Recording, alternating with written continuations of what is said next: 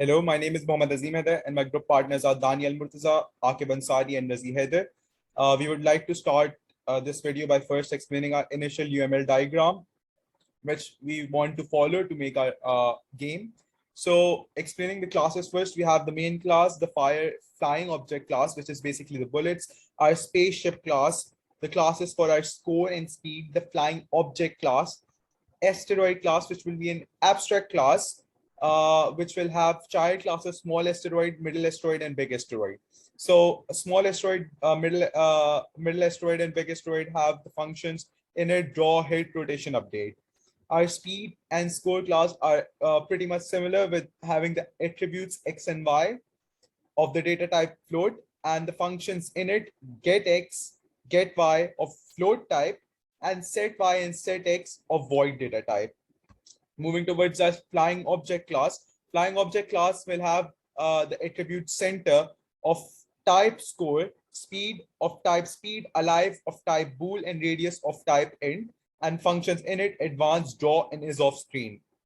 Moving towards our spaceship class. Spaceship class would have attributes speed, current rotation, and thrust, and functions init, draw, hit ship, get current rotation, get speed, get thrust, set current rotation, set speed, set thrust, increase speed, decrease speed, rotate left, and rotate right.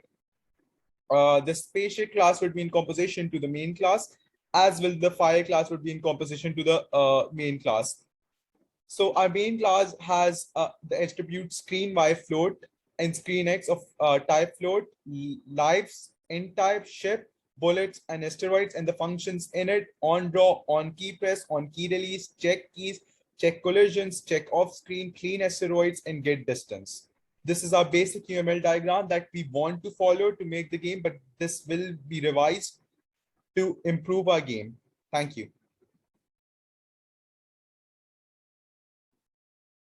Okay, so during this week, we have basically worked on the starting display screen. So for the starting display screen, we have took the advantage of the first file that had given to us in the start of the course, which is STL demo. So with the aid of that file, we have took some similar functions and tried to run it with our project.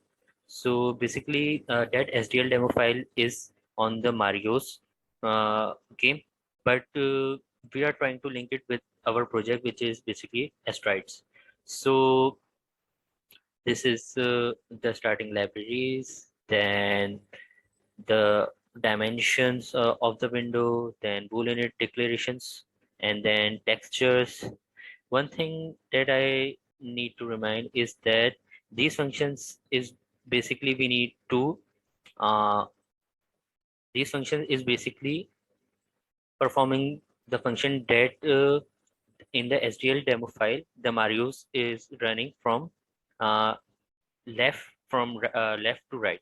So basically in these function we need to replace the Marius sprite with an Asteroids sprite.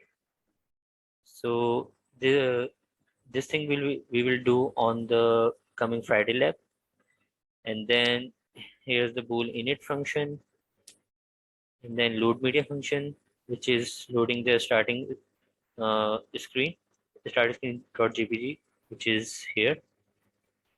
We will use it as the display screen, but it's not confirmed yet. We can change it depending on if we get a better graphics of it. And one other thing is that in the SDL demo file, the Mario is running from here to there. So basically, we are trying to replace the Mario with an asteroid or an spatial sprite. So we will do this in the coming lab because we are getting a problem. Other than that, the starting screen is going fine. Then here's the close function, which will close the window. And then here's the driver code. So now if I run the code, so here's the starting screen. So thank you very much. And this is the first progress video.